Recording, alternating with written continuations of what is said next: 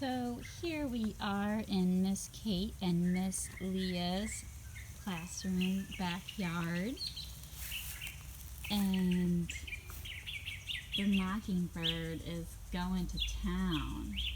Oh, he heard me talking about him.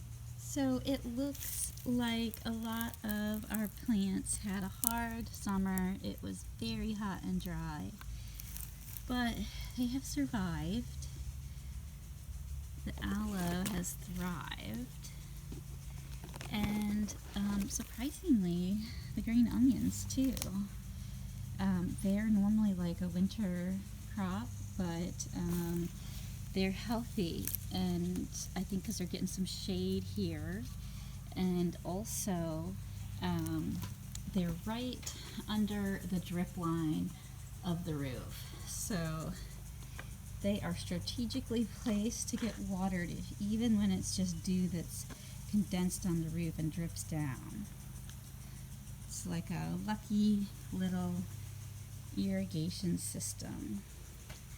So let's see what else is going on in this primary classroom yard. We won't do the entire yard because I don't want to take too much time, but we'll just look around at a few things. Here we have the monkey grass borders, which are doing well, and I don't know why they're called monkey grass, but I thought that you guys would like that. And we have some ginger blooming right here. So this is the plant that makes ginger that you would buy at the grocery store. It's the root that you buy. So underground it would look just like that root that they sell at the grocery store. And people make tea from it and flavor a lot of things with it, actually. We have the winged sumac tree is really growing. I don't know if any of you guys remember back when it was just a weed, but it's almost as big as the palmetto tree now, and it's got a thick trunk. So this is actually a native plant, and the reason it's called winged sumac is because the stem of the compound leaf has these little wings. Like, see how it's not just a normal stem? It has little long thin leaves attached to the side of the stem, and those are called wings. That's what biologists call them, and so that's why this plant is called the winged sumac. So that makes it easy to identify. I just missed the clematis bloom. It was beautiful. Clematis is a beautiful plant. It's a bit invasive though.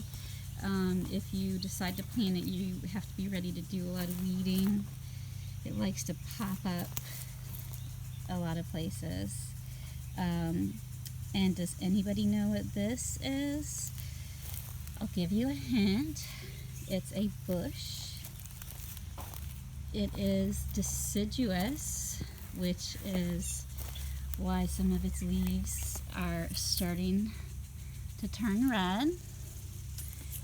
It produces a little fruit, and that fruit is the color blue.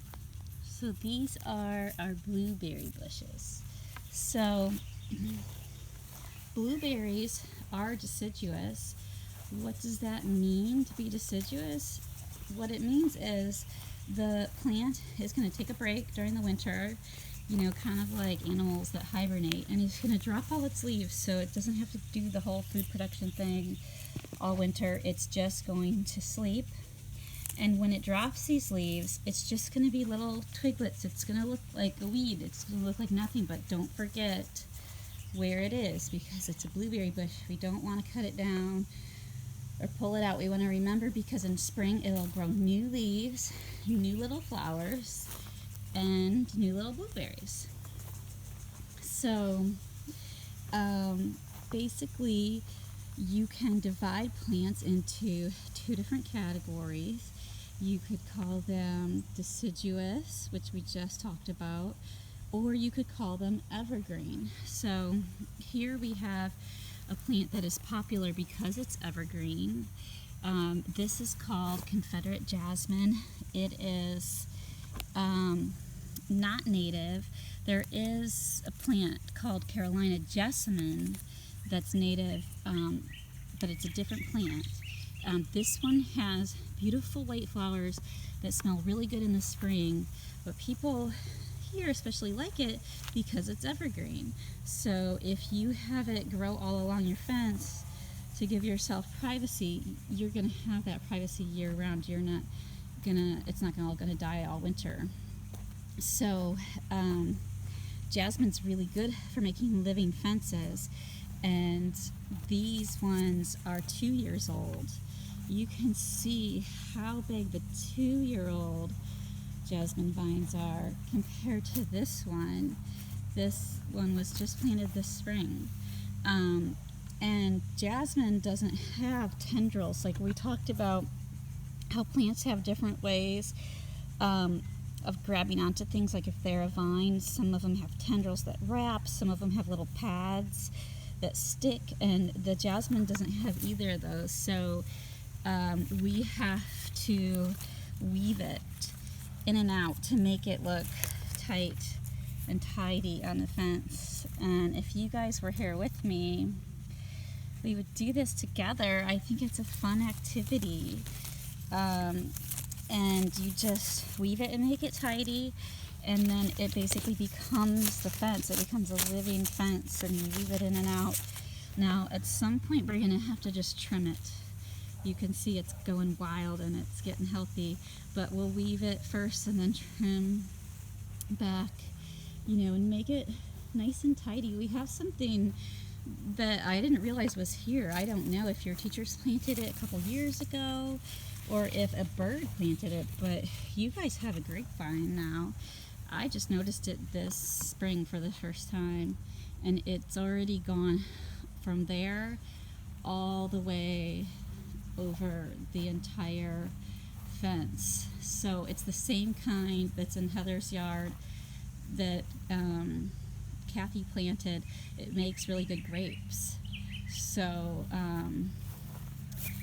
you have a grapevine just waiting for you to come back to school again. I really miss you guys.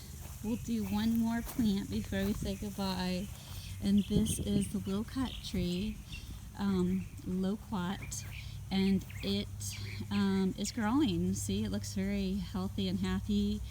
And this one is unique because it is also evergreen, not normal for a fruit tree.